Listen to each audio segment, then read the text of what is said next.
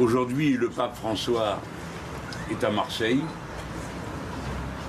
Il y est le bienvenu pour le combat qu'il mène depuis le début de son pontificat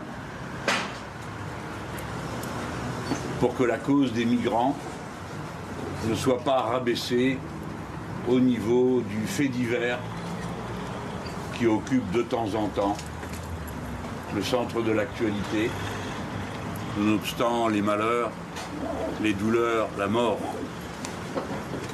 qui prévalent dans cette circonstance.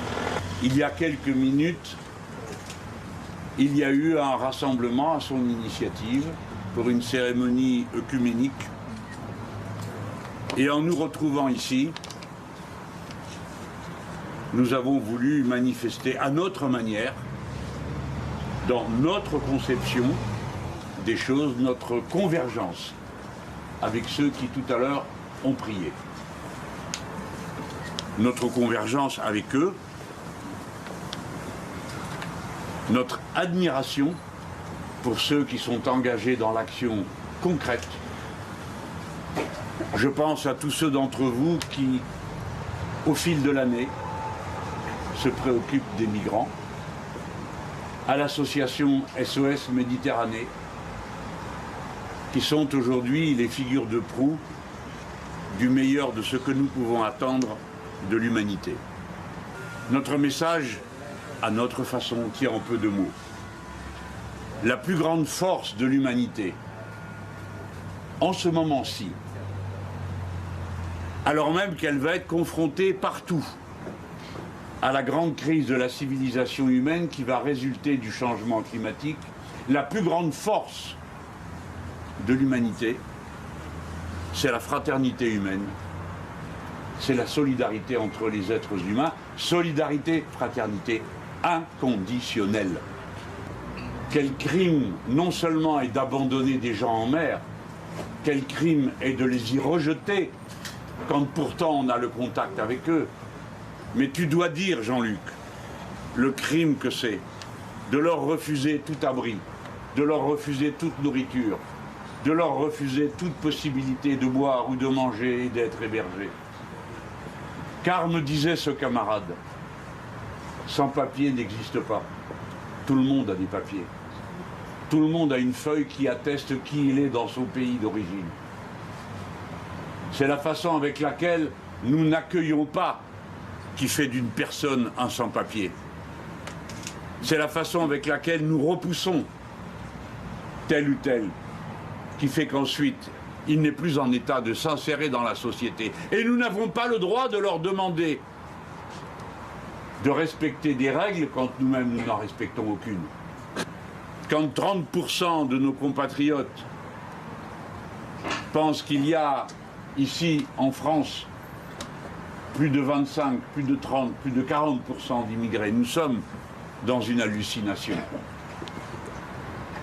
Mais cette hallucination contient à son tour elle-même un message. Elle veut dire que l'on assimile une partie de la population française elle-même à l'immigration.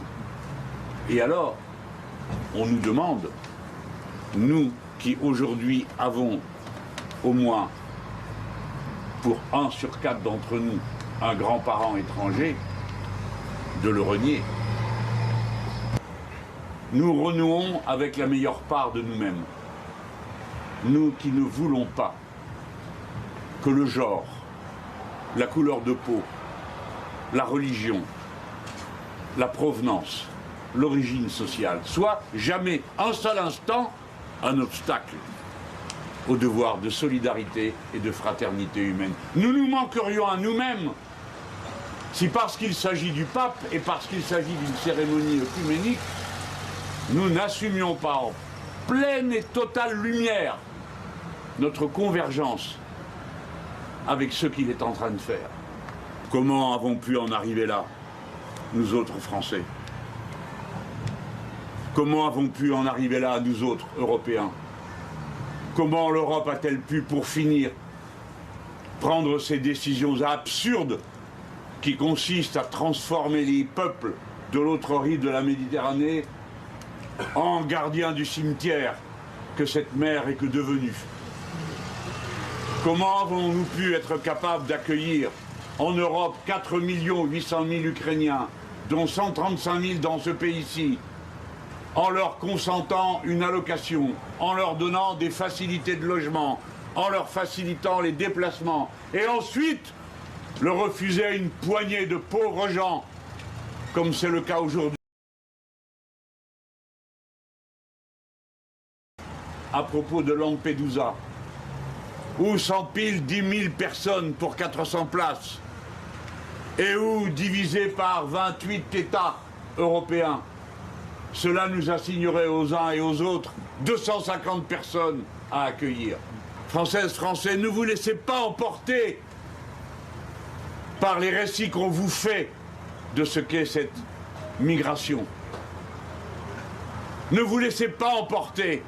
Ou bien alors dites que vous assumez, que vous prendrez à votre charge les 30 milliards que la migration apporte à la richesse de la France en cotisations et en impôts.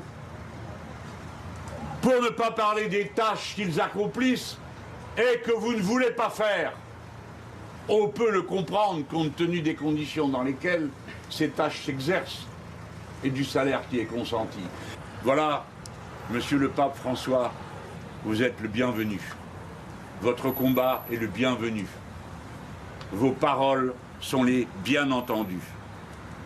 Entendez-nous à notre tour, nous autres, comme nous sommes là.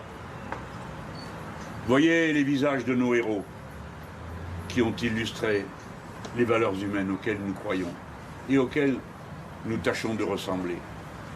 Pape François, la France n'est pas seulement les institutions qui rejettent à la mer. La France n'est pas seulement ces dirigeants hypocrites qui nient la condition humaine des migrants et ensuite vont faire des simagrées dans les offices religieux où ils n'ont aucune place. Vous êtes le bienvenu. Et voici comment nous allons, à notre tour, nous associer à vous en observant une minute de silence.